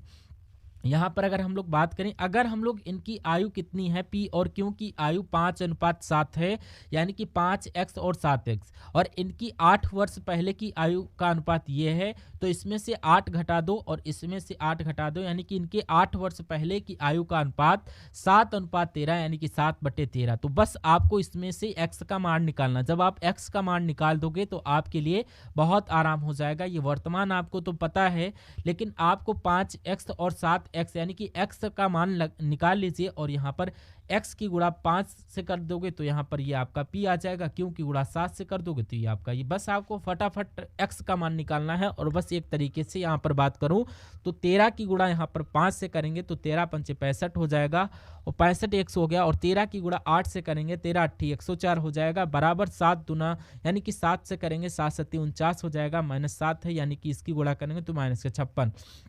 यहाँ पर अब ये बराबर है, बराबर के उधर है, ये इधर है, तो 65x यहाँ पर लिखा मैंने, और 49x प्लस का है, बराबर के उधर है, इधर आएगा तो ये माइनस का हो जाएगा। 49x बराबर ये माइनस का 156 है, क्या है, माइनस का 156 है, ये सॉरी, हाँ ये साथियों ये प्लस आ जाएगा, यानी कि बराबर के इधर है तो प्लस का, और ये 56 माइनस इधर का, तो ये इधर आ जाएगा। 65x में से 49x जाएगा, क्या 65x में से 49x जाएगा तो 16x बचेगा, और 104 में से 56 को अगर घटाते हैं तो ये आपका 4, सॉरी यहाँ पर कितना जाएगा, ये आपका माइनस करिए, देखिए 14 में से 6 जाएगा, आपका कितना बचेगा, 8 बचेगा, और 9 में से 5 जाएगा 4, यानी कि 48 यहाँ पर आएगा, क्या 48, यानी कि x बराबर 48/16 हो जाएगा, और 16 एकम 16, 16 3 48, x बराबर निकल चुका है 3। तो मैंने आपसे कहा था कि x का मान निकालो, फिर आपको p की आयु भी पता चल जाएगी, यानी कि इसका 5x है, 5p का x, और यहाँ पर q का 7x, तो x बराबर 3 है, 5 गुणा 3 कितना हो जाएगा, 5 या 15, और 15 वर्ष तो p की आयु आएगी, यानी कि 15 वर्ष यहाँ पर p की, और 7x की बात करें 7 गुणा 3 तो यानी कि 7 × 21, यानी कि 21 किसकी आयु निकल आएगी, q की आयु निकल आएगी। मैं कहूँगा p की आयु 15 वर्ष और q की आयु 21 वर्ष। तो इस प्रकार जिनका भी आंसर ऑप्शन नंबर बी के साथ है, मैं कहूँगा आंसर आपका बिल्कुल करेक्ट हो जाएगा भाई, बहुत बढ़िया, वेरी गुड क्लास। उसके बाद देखिए नेक्स्ट नंबर का क्वेश्चन आपकी स्क्रीन पर आ चुका है, और आपसे कहा जा रहा है कि इस सवाल को, ये सवाल बहुत शानदार है, क्या बहुत शानदार है। इस सवाल की अगर मैं बात करूं, बहुत अच्छा क्वेश्चन है, बहुत अच्छे कॉन्सेप्ट वाला क्वेश्चन है। कह रहा है कि एक संख्या अगर है जो कि है 2483, और कह रहा है इसमें किस छोटी से छोटी संख्या को जोड़ा जाए, 30 को जोड़ा जाए, या यानी कि ये 3, 4, 5 और 6 ये पूरी तरीके से विभाजित हो जाए। यानी कि अगर कभी भी ऐसा सवाल आपके सामने आए कि भैया यहाँ पर ये संख्या इतनी है, और ये छोटी से छोटी संख्या को जोड़ने पर ये 3, 4, 5 में से पूरी तरीके से विभाजित हो जाए, तो पहला काम ये करिए कि इन संख्याओं का आप लोग एलसीएम निकाल लीजिए। क्या, इन संख्याओं का आप जब एलसीएम निकालोगे, जब एलसीएम निकालते हो 3 का, 4 का और 5 56 का, सॉरी 5 6 का, 2 से जब इसको कट करोगे 3 से नहीं कटेगा, 2 दूना 4, 5 नहीं 2 3 6, अब 2 से कटेगा, अब ये एक ऐसे कट जाएगा, बाकी वैसे लिख देते हैं। 3 से कट करेंगे 3 एकम 3, 5 वैसे लिख देंगे। अब इस ये 5 से कट करेंगे 5 ये आ जाएगा, 2 दूना 4, 4 3 12, 12 5 60, यानी कि 60 आपका क्या आएगा, एलसीएम आएगा। अब इस 60 से आपको कट करना होगा इस संख्या को, यानी कि इसका एलसीएम, यानी कि इस नंबर का जो भी एलसीएम आए उसका भाग करना होगा इस बड़े वाले नंबर से, यानी कि 2483 से आपको करना होगा। चलिए, तो अगर 2400 कट नहीं सकता तो यहाँ पर 3 नंबर ले लेते हैं, यानी कि 60 चक्कू कितना होता है 240, यानी कि ये आपका 240 हो गया, और 8 बचा 3 बचा, तो 60 एकम 60 आ जाएगा। अब कितना बचा यहाँ पर, ये आपका 3, यानी कि 23 आपका बन जाएगा। और अगला आप लोग काम क्या करोगे कि 60 में से 23 को घटाओगे। एक ट्रिक है कि 60 में से जब आप 23 को घटाओगे तो आपके पास कितना आएगा, 10 में से 3 7, और ये 5 में से 3, यानी कि 37 आपके पास आ जाएगा। तो मैं क्या कहूँगा कि बस यही हमारा बिल्कुल करेक्ट आंसर हो जाएगा। यानी ये एक कॉन्सेप्ट है, और इस कॉन्सेप्ट पर आधारित सवाल आपसे पूछे जाते हैं। तो कुल मिला के ये नंबर अगर कोई और में आता है, ये नंबर थोड़ा सा चेंज होगा, और ये नंबर थोड़ा सा चेंज हो, तो हो सकता है 4 5 6 7 की जगह पर 6 7 8 9। तो यहाँ पर जो नंबर हो सबसे पहले उसका एलसीएम निकालना है, और एलसीएम जो आएगा, यानी कि जो एलसीएम आएगा उस नंबर से यहाँ पर उसको लिखना होगा और उससे भाग करना होगा। जो यहाँ पर शेषफल आपको आपका बचेगा, इन दोनों को आपको घटाना है, माइनस करके जो बचेगा वो आपका आंसर हो जाएगा। फिर आपको आगे बढ़ जाना है, आगे वाला जो क्वेश्चन, और फटाफट आप लोग आंसर मुझे बता दीजिए कि आपका सही जवाब क्या हो सकता है। चलिए, क्या हो सकता है, कह रहा है साथियों, क्या यहाँ पर एक दुकानदार है, कौन है यहाँ पर, एक दुकानदार है यहाँ पर, और 2600 अंकित मूल्य वाले एक टेबल फैन को 18% की छूट पर खरीदता है। तो सबसे पहले ये काम करिए, यानी कि यहाँ पर 2600 रुपये की कोई चीज़ है और 18% की छूट पर खरीदी जा रही, यानी कि ये 82% में खरीदी जा रही। तो मैं कहूँगा 2 जीरो से 2 जीरो कटेगा। अब 26 की गुणा आपको 82 से कराना पड़ेगा, तो 6 दूना 12 आ जाएगा, 2 दूना 4 और 1 5, यानी कि 6 36 और 6 सत्ते 42 और 6 सत्ते 48, यानी कि ये आपका कितना आ जाएगा, 4 2, यानी कि 2 13, यानी कि 2132 रुपये की वो चीज़ आपको यहाँ पर पड़ जाएगी। 2132 रुपये की ये चीज़ पड़ेगी, यानी कि कहने का मतलब ये है कि अगर कोई चीज़ 26 रुपये की है, 2600 रुपये की है, अगर वो 18% की छूट में आएगी तो वो 2600 से 2132 में आ जाएगी। दूसरी बात कही गई है कि उसमें इसका अंकित मूल्य 2800 रुपये रखा, यानी कि उसने उसका अंकित मूल्य 2600 नहीं रखा, उसने 2800 रखा और इस पर 15% की छूट दे दी। कितने प्रतिशत की, उसने इस पर 15% की छूट दे दी, यानी कि इसको 85% में उसने बेचा, तो उसे कितना लाभ होगा। तो इन 2 जीरो से साथियों, इन 2 जीरो को कैंसिल करना होगा। अब 28 की गुणा 85 से करवाना होगा, 8 पंचे 40 हो जाएगा, 5 दूना 10 और ये 14 और ये 64, 8 दूना, यानी कि 6 आपका 0832, यानी कि अब आपकी वो चीज़ कितने की हो जाएगी, 2380 रुपये की हो जाएगी। तो कुल मिला के कहा यह जा रहा है कि अब उसे कितने का लाभ होगा, कितने का एक तरीके से लाभ होगा, एक तरीके से इतने रुपए की चीज़ थी और इतने में बेची जा रही, तो कितने का लाभ हुआ, सिंपल सी बात है, 2380 रुपये में से 2132 रुपये आप घटा दीजिए। तो 10 में से साथियों आप जब घटाओगे 2 तो 8 बचेगा और ये 7 हो जाएगा और ये 4 बचेगा और ये साथियों इसमें से 2 जाएगा, यानी कि 248 रुपये का उसको लाभ होगा। किसने, 248, यानी कि ये कौन से ऑप्शन में है, ऑप्शन नंबर डी वाले में है। तो इस प्रकार जिनका भी आंसर ऑप्शन नंबर डी है तो बिल्कुल करेक्ट हो जाता है भाई, बहुत बढ़िया, वेरी गुड क्लास। अब साथियों देखते हैं नेक्स्ट नंबर का क्वेश्चन है, कह रहा कि 2 संख्याएं हैं 9:11 के अनुपात में, यदि उनका महत्तम समापवर्तक यानी कि उनका HCF अगर 23 है तो दोनों संख्याओं में अंतर कितना होगा। अरे अंतर तो आप बाद में निकालोगे, पहले तो 2 संख्याएं तो निकालो कि 2 संख्याएं हैं कितनी। अब हम बात करते हैं, कभी भी आपसे एक सवाल पूछा जाए जिसमें 2 संख्याओं का अनुपात दे रखा हो, 2 संख्याओं का अनुपात दे रखा हो और साथियों आपसे दूसरी चीज दे रखी हो कि HCF, तो वो सवाल बहुत आसान हो जाता है। क्या, वो सवाल बहुत आसान हो जाता है। अब 2 संख्याओं का अनुपात दे रखा हो और HCF दे रखा हो तो दोनों संख्याएं आप कैसे निकालोगे। तो मैं बताता हूं, पहली संख्या और साथियों यहां पर दूसरी संख्या, पहली संख्या और दूसरी संख्या कैसे निकालेंगे। HCF की गुणा आपको पहले अनुपात से करना है, यानी कि पहली संख्या आ जाएगी। अगर आप लोग 23 की गुणा 9 से करोगे तो पहली संख्या आ जाएगी, 23 की गुणा 11 से करोगे तो दूसरी संख्या आ जाएगी। तो यहाँ पर इसकी गुणा करते हैं, 9 त्रिक 27, ये 9 दूनी 18, यानी कि ये आपकी पहली संख्या 207 और दूसरी संख्या 23 और 11, यानी कि 23 ऐसे, और ये आपकी 3 5 2, यानी कि ये 253, यानी कि दोनों संख्याओं का अंतर कितना है, अंतर ही तो आपसे पूछा जा रहा है। तो 253 में से 207 को घटा दीजिए, 13 में से 7 जाएगा, मैं कहूँगा 13 में से जब 7 जाएगा तो ये आपका 6 बचेगा और ये 24 हो जाएगा, 24 में से 20 जाएगा तो 46 आएगा। तो यानी कि यहाँ पर 46 आपका बिल्कुल करेक्ट और बिल्कुल सटीक आंसर हो जाता है भाई, बहुत बढ़िया, वेरी गुड क्लास। तो यहाँ पर नेक्स्ट नंबर का क्वेश्चन है साथियों, और ये साथियों आज की इस वीडियो का अंतिम क्वेश्चन हो रखा है और इस वीडियो की अंतिम सवाल को आप लोग जरूर देख कर जाएगा। क्वेश्चन बहुत इंपॉर्टेंट है, आपको देखना बहुत जरूरी। चलिए बात करते हैं क्या क्वेश्चन दे रखा है।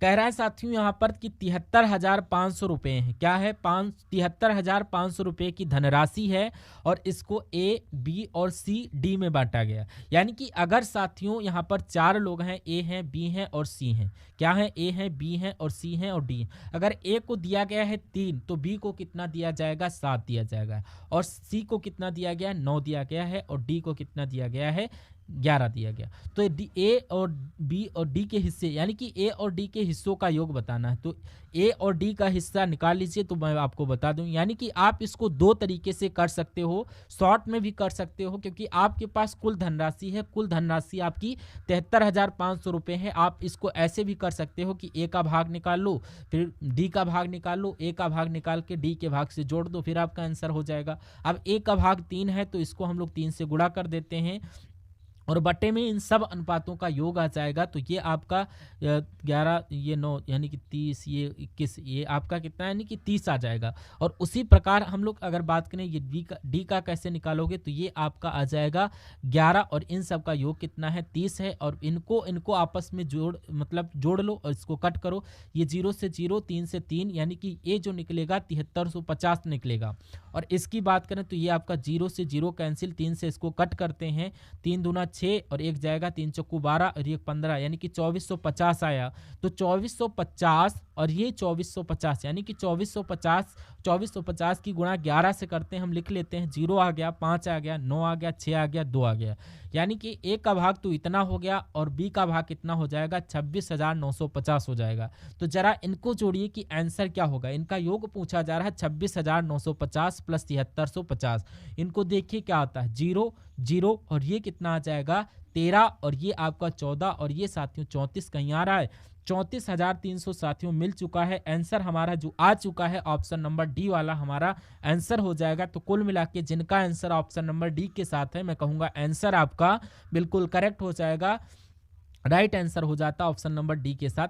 तो आप लोग यहाँ पर इसको आप लोग करेक्ट कर लेना, ठीक है। तो आई होप आप लोग को ये सेशन समझ में आया होगा। तो ये था आज की इस सेशन का लास्ट क्वेश्चन। मिलते हैं साथियों नेक्स्ट वीडियो में, तब तक के लिए जय हिंद, वंदे मातरम। और अगर अभी तक चैनल पर नए विजिट किए थे, सब्सक्राइब नहीं किया, चैनल को सब्सक्राइब करके बेल आइकन को प्रेस करके अपने फ्रेंड सर्कल में इसको जरूर शेयर कर देना। मिलते हैं नए शानदार टॉपिक को लेकर, तब तक के लिए जय हिंद, वंदे मातरम।